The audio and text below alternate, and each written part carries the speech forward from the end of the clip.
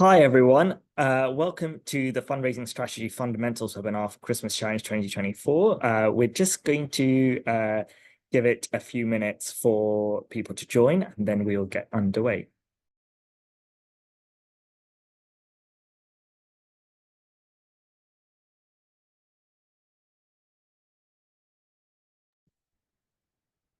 Hi, everyone. Thank you for joining today's webinar on the Fundraising Strategy Fundamentals for Christmas Challenge 2024. We're just going to give it one more minute just to give people a chance to join, and then we will get underway.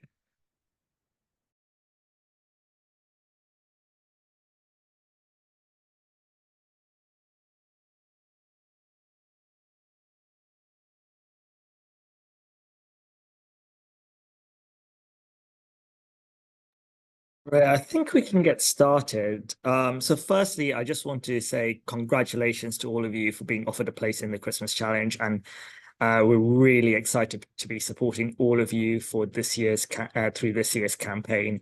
So we're hoping to run these webinars and give you all the tools you need to succeed and hit your campaign targets. So thank you all for joining us for today's webinar. My name is Sahil. I am the Key Partnerships Manager at Big Give.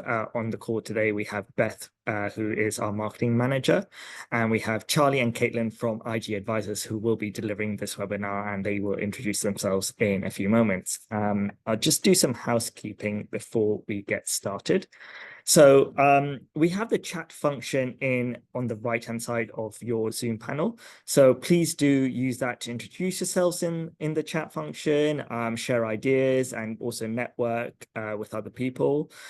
Please make sure your chat, the to function is set to everyone so everyone can see what you're saying. Also, if you have any tech issues, please post them on there and we will try and get to them. The Q&A box is on the bottom of your Zoom panel. So if you click on that, please put your questions in there for the Q&A portion of the webinar. Try to avoid putting them in the chat function because we can sometimes miss them. If you click on the three dots where it says more, there is the option to turn on the transcription service if anyone needs to use that. If there are any polls, they will pop up on your screen in the webinar, and you will be muted throughout the webinar. So yeah, please do use the Q&A box for any questions. So just a recap about the Christmas Challenge. It is a match funding campaign. You have all secured pledges, and hopefully most of you have been awarded champion funds that boost your match funds. So it's a week-long campaign that takes place, that launches on Giving Tuesday at midday and closes the following Tuesday. So it's a very time-limited campaign. All donations have to be made during that campaign via your Big Give campaign page. To be matched. We have more webinars coming up this week. There will be a webinar tomorrow, again delivered by IG. We have a webinar on content creation on Friday, and then next week we have the Ask the Panel webinar with previous charity participants, and then our Ask Us Anything webinar. Sorry, that date may have been a bit wrong. The Ask Us webinar is actually oh no, it's right, sorry, the Ask Us Anything webinar is 25th of October, so that's where you can just ask us any questions that you may have. Within your social post, please use the hashtag Christmas Challenge, so sort of we can get the campaign trending before the campaign starts, but also B during and the launch of the campaign, and also we can see your posts, and it helps us track them, and we can also then share it on our channels as well. With all that said and done, I will now hand over to IG to take us through the next hour or so. Wonderful. Thanks, Sahil, and welcome everyone. It's so lovely to be with you for the next hour. And welcome to Fundraising Strategy Fundamentals. So before we dive in, just to quickly recap who we are IG Advisors, we're a strategy consultancy, and we work with the philanthropy, business, and nonprofit sectors for social and environmental change. We are experts in fundraising strategy design, fundraising delivery, and we run the Fix the Flow Fellowship program for fundraisers and funders looking to level up their skills. I'm Caitlin, I'm one of the advisors at IG, and if you have any questions following today's training, you have my email address, you can scan the QR code for my LinkedIn, more than happy to help out. And today I'm joined by my wonderful colleague, Charlie, if you want to say hello. Hi, everyone. So pleased to be with you all today. Okay, and I know a lot of you are introducing yourselves in the chat, but please do feel free, continue sharing who you are, where you're joining us from. We love to know who's on the call, and it's great to see so many friendly names and organizations in the chat. So hello again, everyone, for people we've already met. Trainings wise, today is all about fundraising strategy fundamentals. So we're going to be holding space for you to think strategically and make sure that you're setting your campaign up for success. Tomorrow, we're going to be back again, and we're going to be doing an introduction to digital ads, which is something that some of you might consider as part of your campaign. The agenda, we're going to start off by defining your strategy. So what are your goals for your campaign? What are the targets you're working towards? What are the donor audiences you're going to prioritize? We're then going to move on to asset and network mapping. So making sure that you're leveraging all of the tools, resources, people at your disposal for fundraising success, because I know a lot of you are smaller organizations with smaller fundraising teams. We'll do a little bit around prioritization and time management, and then we're going to hold a nice amount of time for Q&A. So any questions that come up as we present, do submit them for the Q&A. And an FYI, this is going to be an interactive session. So even though we can't see you, we're going to be asking for lots of engagement and involvement in the chat. So be prepared. We're going to be focused today. We're going to be engaged. Okay, I've just spoken to all of the objectives. So, speaking of engagement in the chat, I want to know how you feel when you think about the prospect of crowdfunding for your Christmas challenge campaign. So, 5 seconds, I want all of you to put an emoji in the chat. How do you feel thinking about crowdfunding for your Christmas challenge campaign? Ooh, we have a surprising number of star eyes emojis. So a lot of excitement, I'm going to interpret that as. We also have a screaming face emoji from Hannah. So do not worry, we've got you. Hopefully by the end of today's session, you're also going to be a starry-eyed emoji. Some thinking faces, some Santa emojis, some silly face emojis. I feel like we've got the full spectrum of emotions on the call today, which is wonderful. We're gonna, we recognize all of that. And by the end of today, you are all gonna be party emoji, Santa hat emoji, star eyes emoji, muscle emoji, as Emma just dropped in the chat. Okay, fantastic. For those of you who put the pensive emoji, let's break down what exactly we're talking about when we talk about crowdfunding. So crowdfunding is a type of fundraising where you ask a large number of people for their support.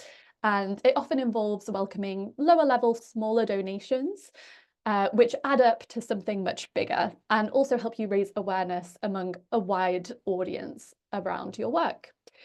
Often crowdfunding will involve using online channels such as social media platforms, newsletters, emails, landing pages on websites, but you can also use offline channels. We always recommend go where your audiences are. So if you have a lot of great contacts at events you run in person, then use those in-person events as touch points. If you have a really strong mailing list, make sure you're using your mailing list. It doesn't just have to be social media. And crowdfunding campaigns are time bound. There's a very specific live period, which is great for urgency and therefore leveraging for donations. We're currently in pre-campaign, and this is a really, really important time for your campaign because it's where you need to strategize.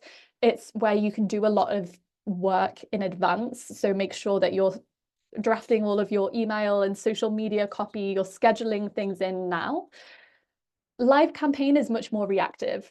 So live campaign is going to be responding to conversations that are happening, providing live updates.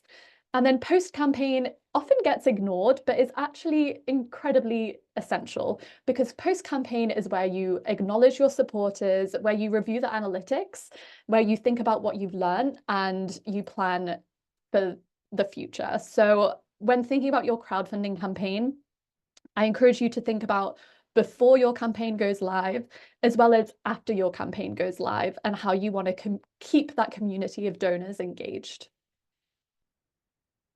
Okay, we're going to dive into creating your strategies now, and I'm going to hand over to Charlie. Thanks so much, Caitlin. Hello again, everyone. Yes, we are going to dive into defining your approach to this campaign now.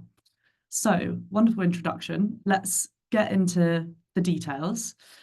First thing to think about when thinking about running a successful campaign is defining what success looks like for yourself and for your organization. So that means thinking about what your ambitions for the campaign are and for your organization are in the short term. In other words, by the time the campaign has ended, and in the long term. So, for example, we recommend thinking about in a year's time from now, what are your ambitions? What would you like to have achieved off the back of this campaign for your organization? And finally, thinking about who you're looking to engage through this campaign, who your audiences for this specific campaign are. So we're going to do a bit of this now together. We would love for you all to visualize what success looks like for you. So if it feels good to you, you can close your eyes. If not, feel free to keep them open.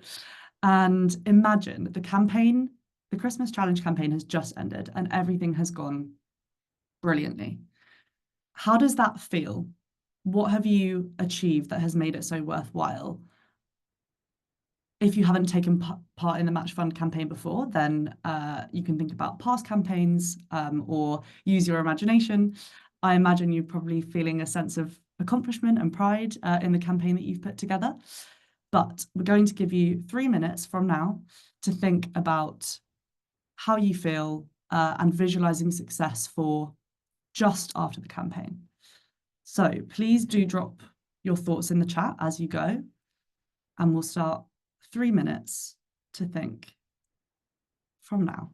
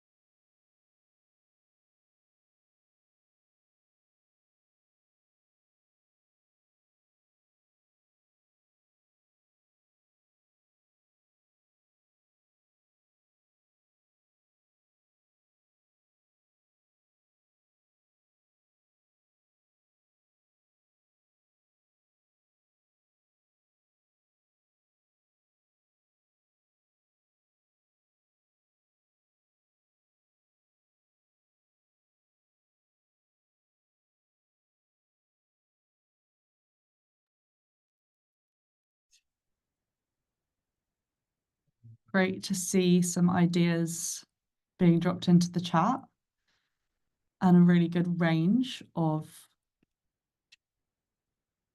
ideas of what success looks like to you and your organizations. That's great. Please keep them coming. Some really ambitious and specific financial ideas of what success looks like, which I love to see. A lot of reflections about building your network, which is super, super important, and setting yourself up for success with other fundraising efforts in the future, which is a really important point to draw out. You can really see this campaign as an opportunity to kickstart that for you and test things. Amazing. Another very specific financial target, which we love. Reaching new audiences, speaking to the building new networks, building out your networks.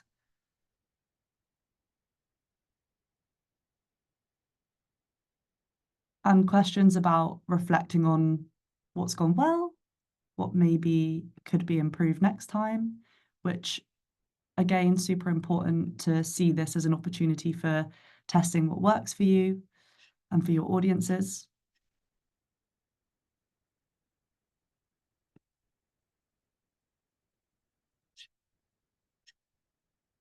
I love that Ali, happier and more positive outcomes thanks to the campaign. What a lovely one to highlight.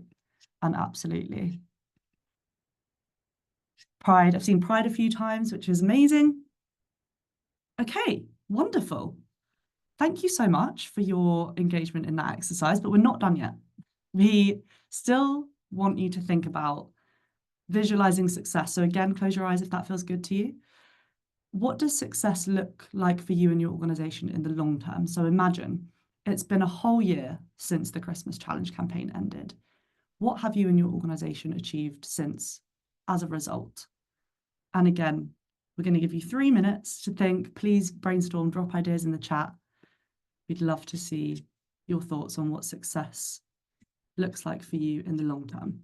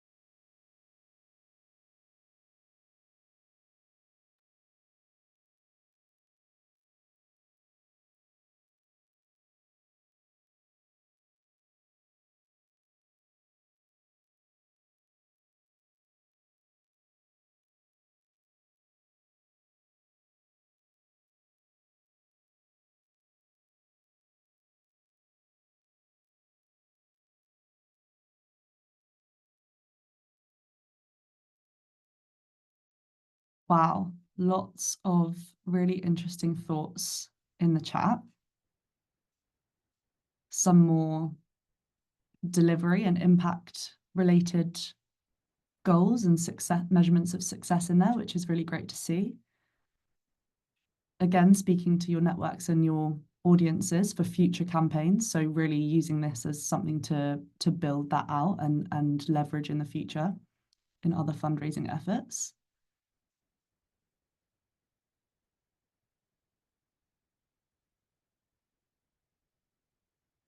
This is a really great one. Confidence in planning for future big give appeals. I love that. And hopefully by the end of this training, you'll feel super confident and you will have tested all of your approaches during this week and feel really confident going forward.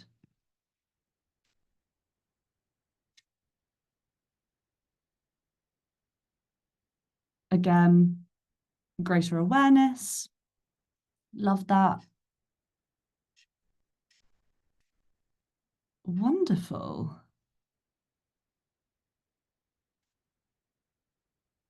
And sustainability, of course, very, very important. Amazing. Okay.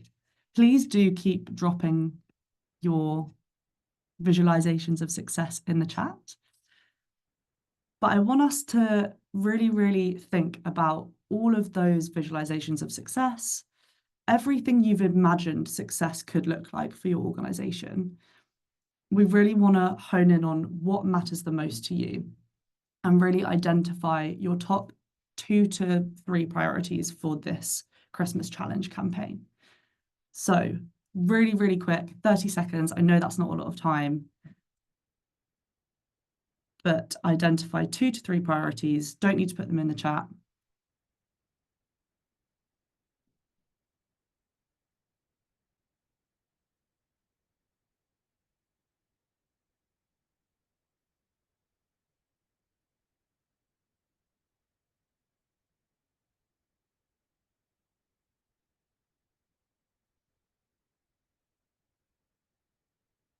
Okay, that was very, very quick.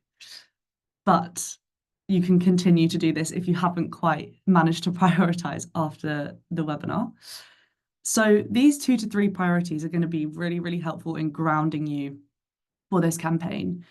They're a really useful way of thinking about whether a goal or a target that is being set is really useful to these guiding stars that you've set for yourself, which are these 2 to 3 priorities. So you can always come back to these guiding stars to help you decide whether an activity, an action is really, really a priority for you and is going to really help you reach those guiding stars of success through this campaign. Wonderful. So we've spoken about big ambitions, we've spoken about success in the short and the long term. In order to get to those visions of success, it's really important for us to keep those guiding stars in mind, but also set some really realistic goals for us to get there. And setting SMART goals are a really great tool for prioritization and focus. And they're really going to help you achieve your overall goals and ambitions. So I'm sure many people know what the SMART goals are, but I'm going to just talk us through.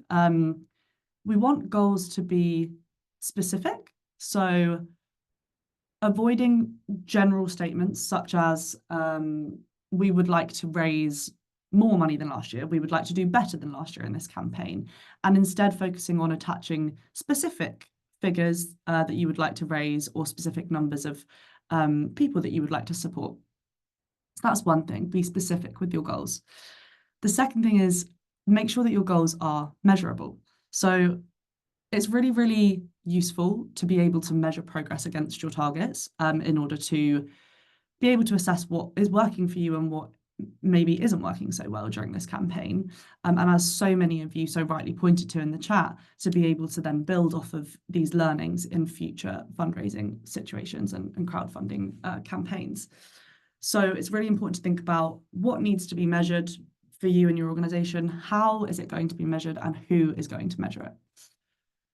Our goals, of course, we want them to be ambitious, but we also want them to be attainable and appropriate for the resource and capacity that your team and your organization has at that time. So 100%, they should be motivational for the team and something to achieve, but making sure that they are realistic and attainable is also going to be really, really helpful during this campaign period. We also want our goals to be relevant to the mission and vision of our organizations. So how do the fundraising targets that we're setting, or non-financial targets that we're setting as well for the campaign, like building our networks, as so many of you spoke to, how do those targets feed into your general mission and vision as an organization? And finally, time-bound, to make sure that you're actually working towards these goals efficiently. Our goals should have a defined start and end date. So whether that's short-term, long-term, all of those parts of a SMART goal should be embedded in your goal, as you can see in the examples on the screen in green. We're assuming that these examples are attainable and relevant for the hypothetical organization in this situation, but you can see that they all have all of the elements of those SMART goals in there. So we're going to dive into another exercise, and thinking about your guiding stars, you can always come back to those. We'd love you to come up with a few potential SMART goals for your own campaign, and we would love for you to please share one of them at least in the chat. So again, we're going to go 3 minutes from now, and please drop them in the chat, thinking about SMART goals that are really going to help you to achieve those overall visions and ambitions of success.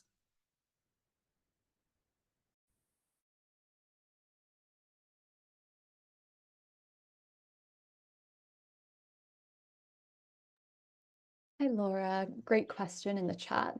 So yes, if you know that one of your core goals for the campaign is raising £5,000 and you can break that down into 20 gifts of X size, 10 gifts of Y size, that is an excellent breakdown. So 100%, you're thinking along the right tracks. That's perfect.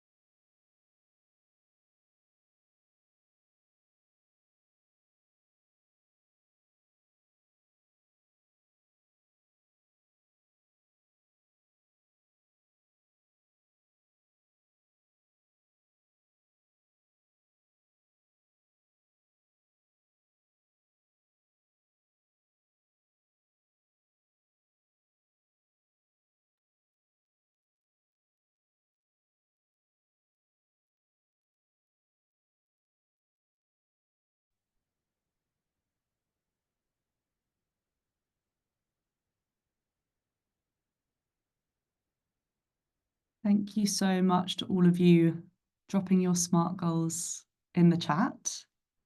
Seeing lots of really, really great examples.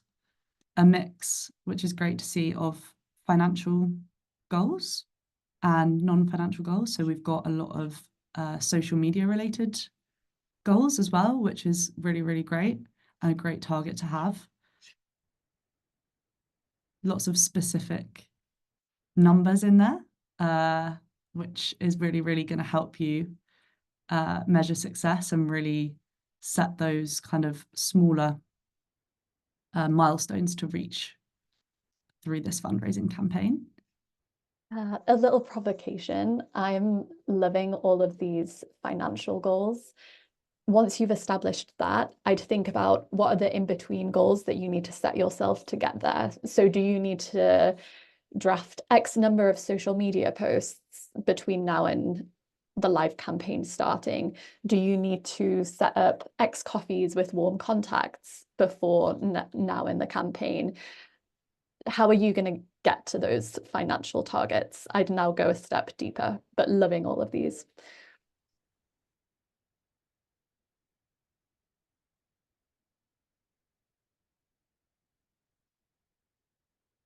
Yeah, I love how specific these are. And yes, very good point, Caitlin. And you have the time between now and the Christmas campaign to really, really think about how to get there, which is amazing. Okay, I'm going to move us on, but please do keep dropping your goals in the chat. And of course, if you need more time, then it might be a good exercise to go away and do with your team after the webinar. So another thing that we really need to think about when defining our approach to this campaign is what audiences we are focusing on. So we've got an overview of some key audiences that you might want to think about during this campaign. Maybe you're already thinking, you already know.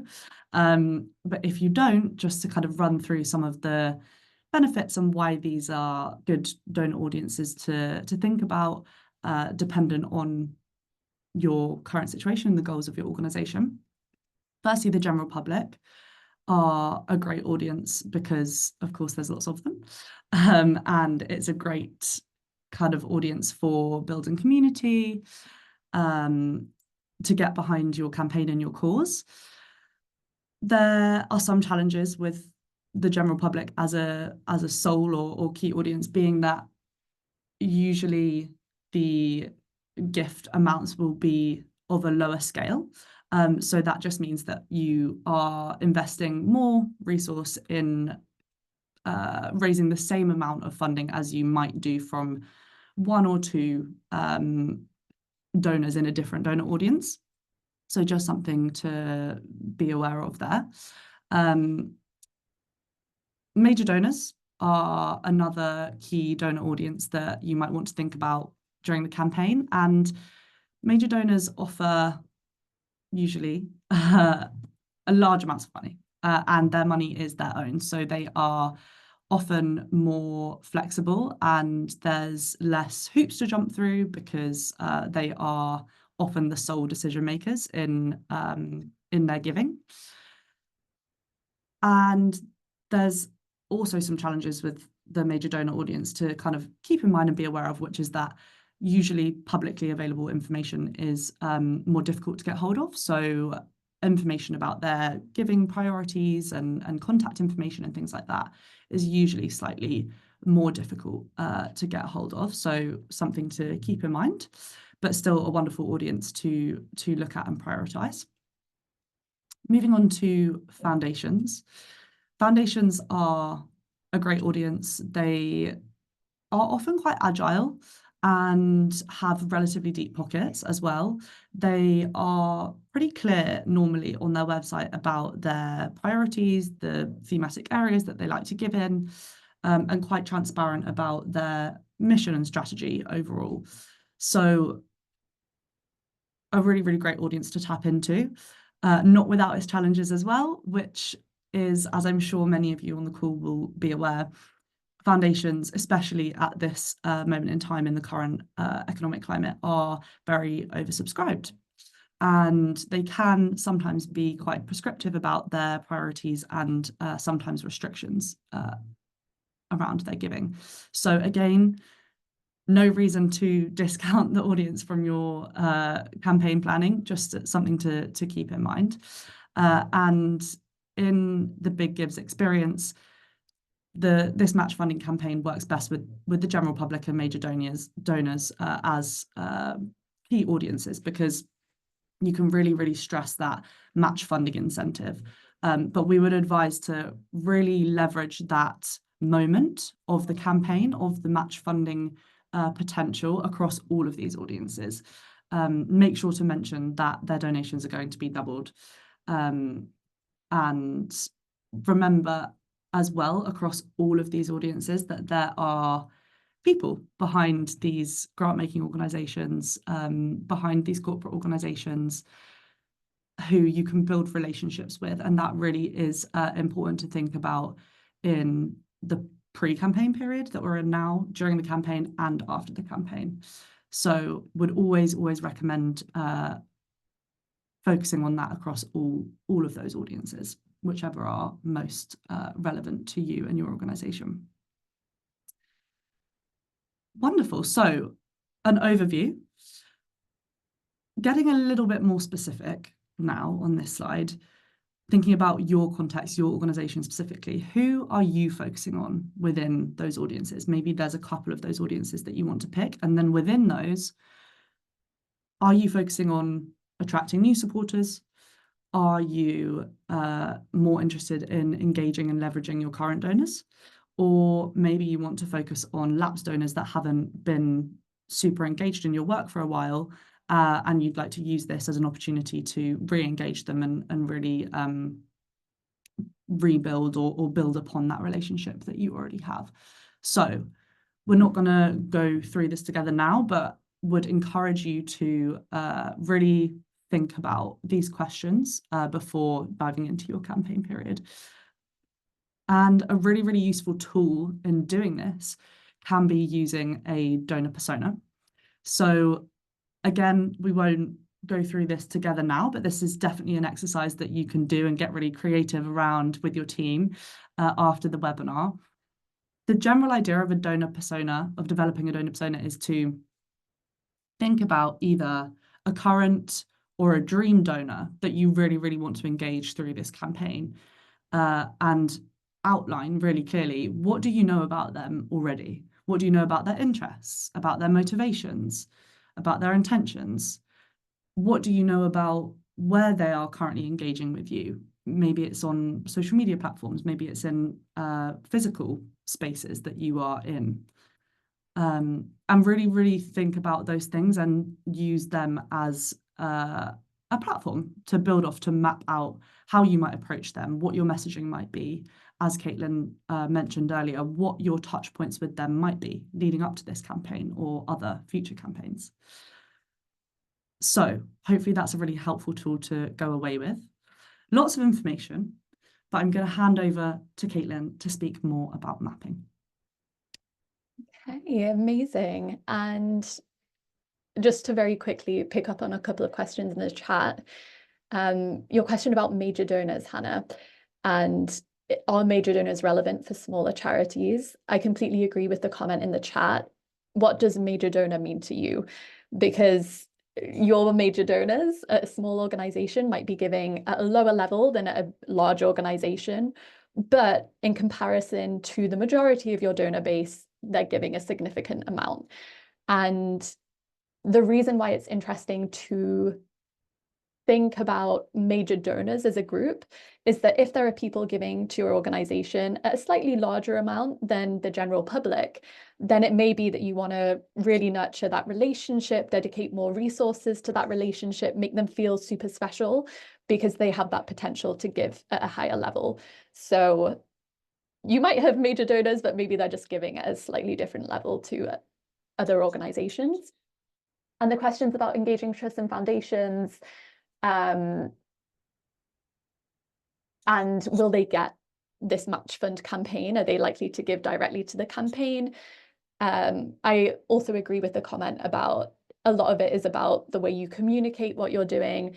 Obviously, money directed to this campaign is going to your organization. So if that's a concern that some of your donors have, then make sure you're responding to that concern. And I would also think about how you're using this campaign to build relationships, because it might be that some of your trusts and foundations don't want to give to this campaign, but it's a useful opportunity to speak to them about the work that you're doing, to update them on all of the exciting match funding incentives and strings that you have in your bow that you're leveraging for success. So that's my 2 cents there. And any more questions, do feel free to pop into the Q&A and we will do all we can to get round to them. Okay, so we've visualized success. And there's loads of psychology around if you visualize success, it's almost like manifesting it into happening. It's more likely to come true. So we've visualized success, we've defined our objectives, our goals, we've worked out what audiences we want to focus on. And now we need to work out what assets and resources we have at our disposal to achieve all of these wonderful hopes and dreams and goals. And especially if you work at a smaller organization, if you have a 1-2 person fundraising team, this asset mapping and network mapping exercise that we're moving on to is game changing, because the whole point of these exercises is A, you already have so many resources that you can leverage. You do not need to plan and start your campaign completely from scratch. And B, you are not in this alone. So even though you might be the resident fundraising person, this is a whole team, whole organization, whole community effort. Make sure you're communicating that.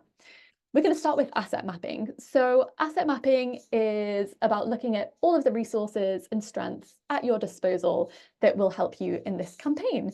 And we recommend thinking about 4 key areas. So first of all, identity and strategy. What is it about your organization's identity, your strategy, that is going to be helpful in your communications and messaging? Is there something that's really, really unique about the way that you work? Do you have really amazing lived experience on your team? Are you the only organization doing X in a certain community? What's special about who you are and the way that you work?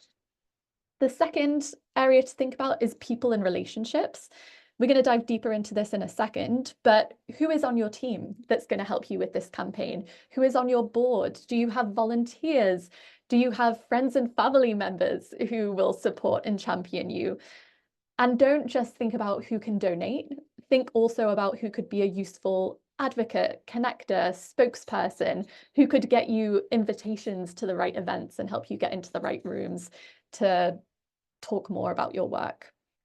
The third area, comms and collateral. What beautiful testimonials and case studies do you have that you could share? What visuals and graphics and videos do you possess? Make sure that you're repurposing as much as you can. And then final area to consider is environment and spaces. What in-person spaces do you have access to? Do you have a really amazing event space that you could use during the campaign to get people all together in person to donate? Do you have access to online Facebook groups, newsletters? What digital and in-person spaces could be helpful? So now it's over to you to do all of that thinking. So a couple of minutes here, and I want you to rapid fire note down as many assets that you already have in all of these areas. And I want every single one of you to share at least one asset that you're super excited about in the chat. So I'm going to be cheeky and I'm only going to give you 2 minutes. So start thinking quickly. Your time starts now.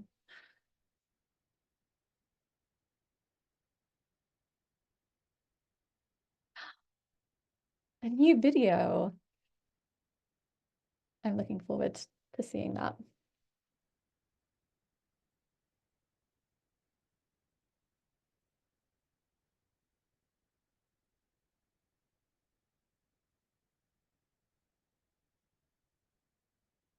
And if you're struggling for ideas, I really recommend looking at other people's assets in the chat, because sometimes we actually have a lot of resources, but we just forget that they're there. So do get inspiration from the chat.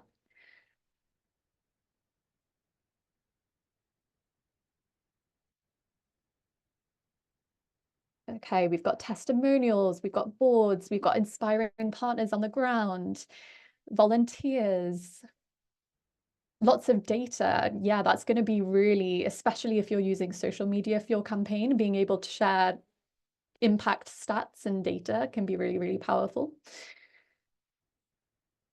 Newsletters, yes. I know that for a lot of these crowdfunding, match funding campaigns, mailing lists and newsletters are really, really effective because organizations already tend to have a very engaged donor base or supporter base there. People have videos, they have films, they have events happening. Case studies, yeah, stories, personal stories and testimonials and impact stories tend to be really, really powerful. So 100% leverage all of those.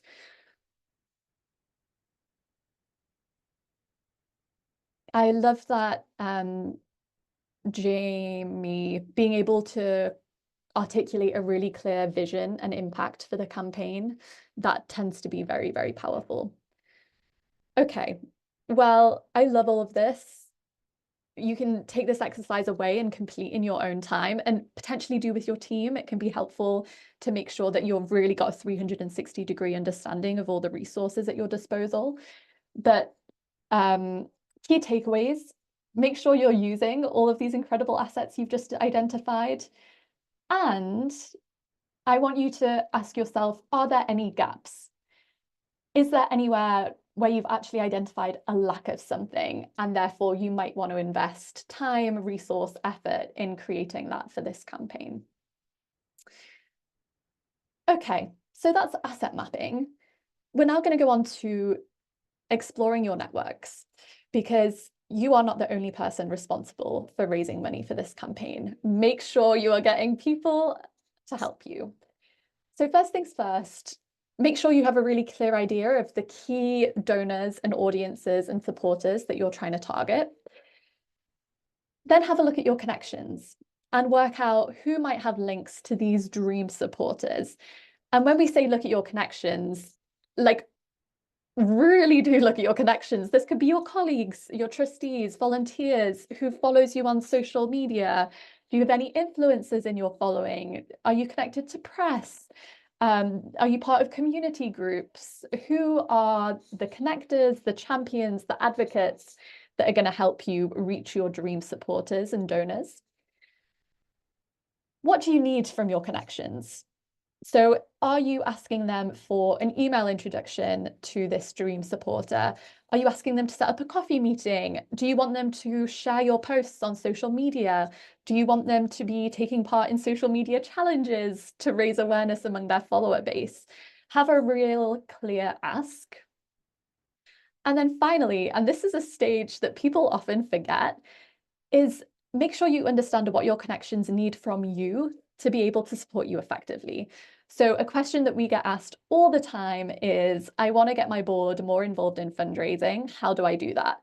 And one of the key ways of doing that is making sure you understand what they need to help you out.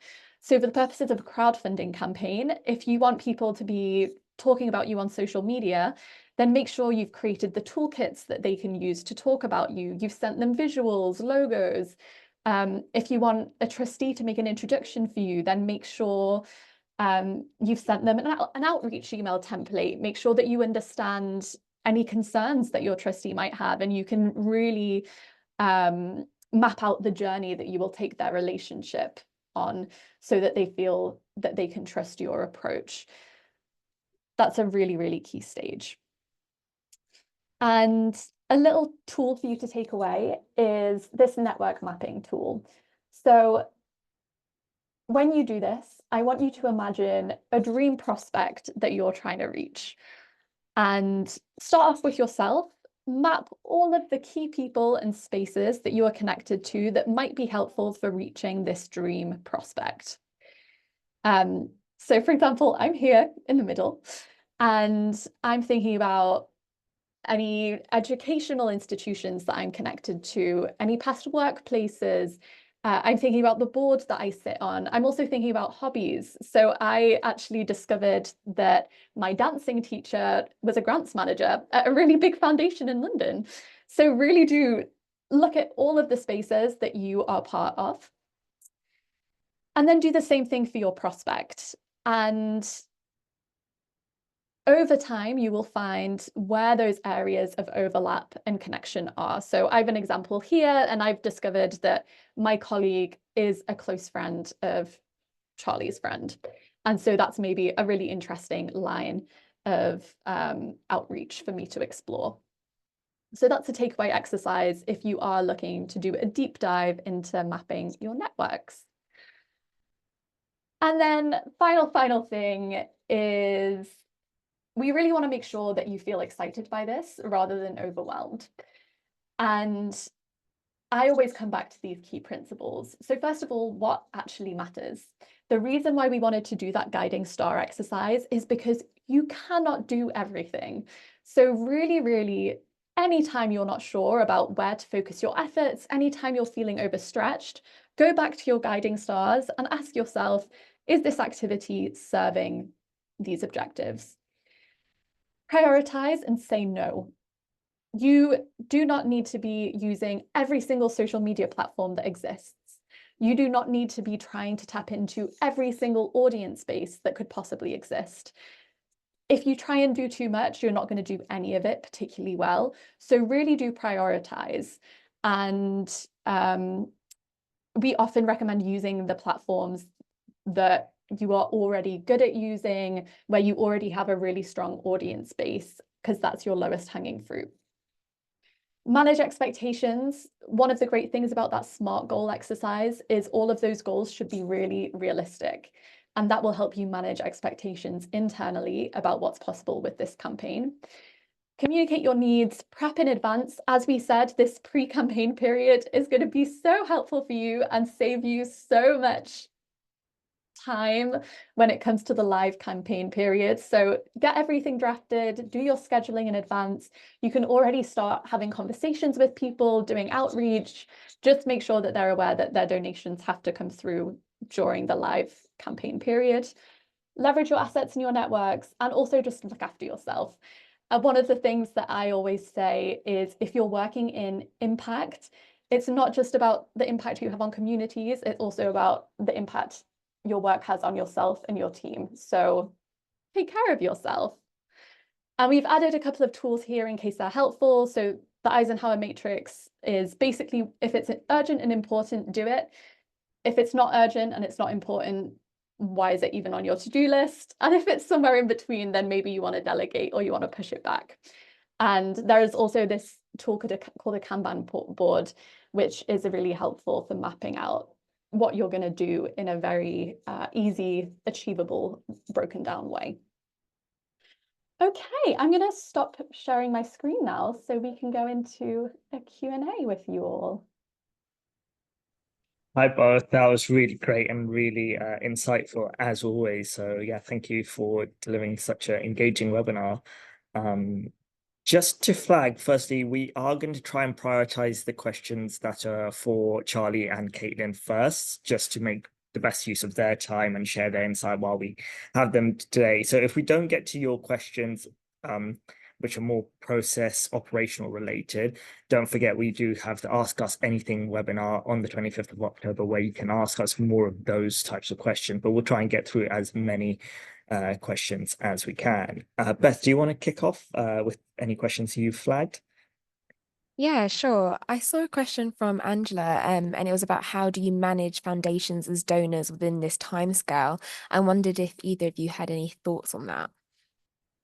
Yeah, that's such a good question. So we always recommend taking a relationship-based approach to fundraising, which basically means if you're rocking up out of nowhere and saying, give me money, sometimes that works, but it also might not work, especially for those bigger, more institutional donors where they're managing other people's money and not necessarily their own. They often don't have that much flexibility to just suddenly decide, yeah, let's donate to this match fund campaign.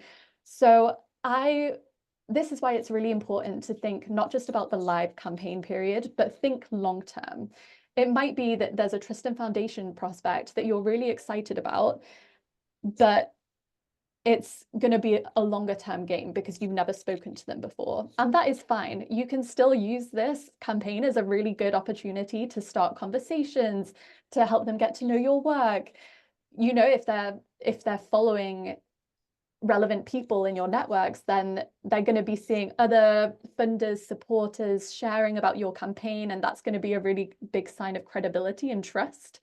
So my top advice for trusts and foundations is make sure you're taking not just a short term, but a real long term approach to how you're engaging them. And is this the time to ask? Is this the time to start building the relationship?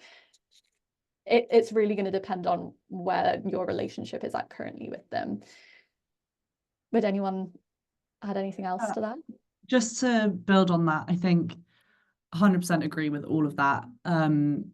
If there are some foundations that you already have a really strong relationship with, where you feel comfortable, A, to make that ask, or B, to leverage that relationship to ask about their connections and their networks and kind of supporting you with this campaign, then maybe that's the way to go for you in this short time period, if you feel comfortable doing that with a particular relationship, then amazing. And that kind of goes across all of the audiences as well, with major donors too. If you have like a really loyal, strong base of major donor supporters, whatever that means to you in your context, then perhaps this is a time to think about using that as an opportunity for this campaign. But 100% agree, it can be a kind of builder or the start of building that relationship with a foundation. You both. We do have some questions in the chat, so please do try and put the questions in the Q&A box, but we do have some questions for Charlie and Caitlin that have come in the chat. One from Ross Boyle, who Claire Kempsey has also kindly provided an answer to this question, but it'd be good to hear your opinion is, should we post/inform about in advance of the campaign? Yes, you can definitely start talking before your campaign goes live. And it's actually, I would encourage you to, because social media moves so quickly. If you're posting on socials, those get lost very, very quickly. And so the more that you can prepare people in advance to look out for your campaign, look out for things going live, just the easier your life is going to be. And the easier it's going to be to make sure that no one gets lost, no one misses the message, because you've been preparing them for this in advance. Thanks. I saw one from Hannah as well about what would be your main piece of advice for a small team with no specialist fundraising role expertise. And obviously I know that we have a lot of small charities taking part in this campaign, so any advice you can give there would be really helpful. Oh, Charlie, go for it. I'm gonna be cheeky and say two things, I think. One is, of course, totally understand limited resource and capacity, and being the only person fundraising. Just to take you back to Caitlin's very, very important point, you don't have to do everything. So really, really encourage you to think about your guiding stars and really prioritize in order to focus on 2 to 3 things that you really want to work towards. Use it as an opportunity to just invest the time and resource that you are able to in it, and use that time to test what works, and as an opportunity to kind of experiment and not put too much pressure on yourself to make sure that everything goes 100% perfect, because that is not what we're asking for in this campaign. And yeah, those would be my 2 main things. Yeah, and to be super specific, I'd advise you to use the platforms and communication channels where you already have a lot of supporters and donors and champions, because that's your lowest hanging fruit. And also leverage your networks and make sure other people are helping you to get the word out. Great. We have a question from Gladys, who's asked, what is the best way to find major donors? Any tips there? Network mapping, major donors, trusts and foundations, they're so easy to Google and find very clear lists of their giving priorities, who they've donated to previously. Individual major donors, they often give anonymously. They're not talking about their giving online. So for that, it really is about map your networks, map your trustees networks, map your friends networks, map your dance groups networks. And that is going to be an effective way to reach them, / make sure that you're equipping people who already support you to make introductions for you. Yeah, the best thing I've heard from a charity was you never know who your connections know. A trustee could know someone who could know someone else that could turn into a major donor. So yeah, as so that network mapping is really effective. Beth, do you have a question? I saw one from Lorna actually. It says, do you recommend a timeline for mentioning the campaign before it starts? Should we be preparing people now, kind of start of November, etc.? I think it depends on if it's feasible for you to be thinking about that already and investing time in getting the message out there, then great, and you can do that. And as Caitlin said, it's a really good opportunity to use this time to prep people, but also to prep things internally that you might need to think about. So I think there's no harm in doing it, but it's totally up to you if you have the resource and capacity to invest in that at this point. Yeah, what I would say as well, just to add to that, from our experience, a lot of charities at this stage are kind of doing those kind of personal reach outs. So maybe writing letters to some of the major donors already in their contact database just to let them know that things are coming, or personal emails or things like that. And then maybe from the start of November, if you've got like a regular monthly newsletter, maybe that would be the first time you're plugging the campaign to your wider kind of public supporter base. But it's more just like a save the date mention and just let you know this is coming up, and maybe hold off your regular gift for this campaign. And then within the kind of the 2 weeks to go period is when everything starts ramping up, social posts get a lot more frequent and things like that, but it does vary depending on the charity. So yeah, you can look on our website, on our case studies, to see some examples of what other charities have done as well. There are some process questions, so we'll try and get through some of them now. But as mentioned, please do come for our Ask Us Anything webinar if we can't get to your questions, or email us after the webinar at hello@biggive.org.uk if we can't answer your questions. But there have been quite a few questions about cash donations and how to process them.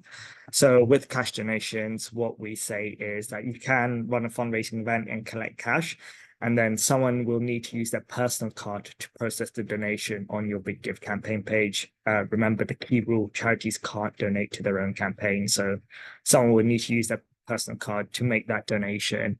And then another thing to remember is if you are doing that, obviously you can't claim gift aid on that donation because it is a collection of donations. So that's how to deal with the cash donations. There is a question about supporter data. Is it shared via Big Give campaign page? Yes, anyone that donates to you, you will be able to see their details in the donation report, which will be available via your campaign dashboard. And that report is live as soon as the campaign starts. So you can download that as you go along, as you get new donations, and throughout the campaign and after the campaign as well. Here's an interesting question I actually do want to get to, is how can people donate to our campaign if they can't donate online? So the Christmas Challenge is primarily a digital fundraising campaign, and that's the main ethos. One of the alongside the match funding, it's designed to get charities engaging with the donors in a digital space. Where donors are maybe not digitally savvy, or they can't donate online, one suggestion we can get is there someone that can help them make a donation, a friend or family member? Second one is, if those donors are local to you, can you set up like a donation station in your sort of office and get donors to come to you, and you can sort of guide them through the donation process during the campaign week?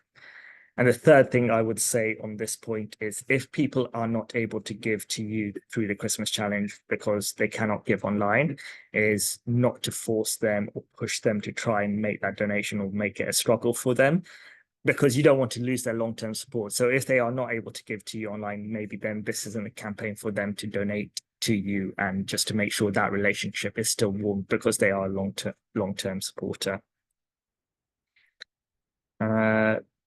Beth, do you have any questions you want to pick out? I just wanted to say I saw a question about marketing assets. Our Trello board for 2024 is available in the resources section of the portal. It's being regularly updated. So if you are looking for kind of additional marketing support, you can find templates, logos, and all of the things in that Trello board, and keep checking there over the next few weeks to see more stuff being added. But I do see it's 1:01. So yeah, I think we have so many questions, and really sorry if we haven't been able to get to them today. So as mentioned, please do email us with your questions if we haven't got to them today, or tune in for the Ask Us Anything webinar on 25th of October, when we can focus more on the operational process related questions. But with that in mind, I do want to say thank you to Charlie and Caitlin for joining us today and delivering an excellent webinar.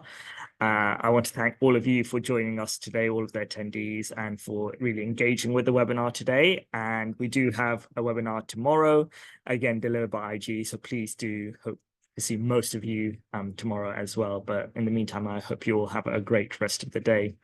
Bye. Thanks, everyone. Great work. Bye. Bye, everyone.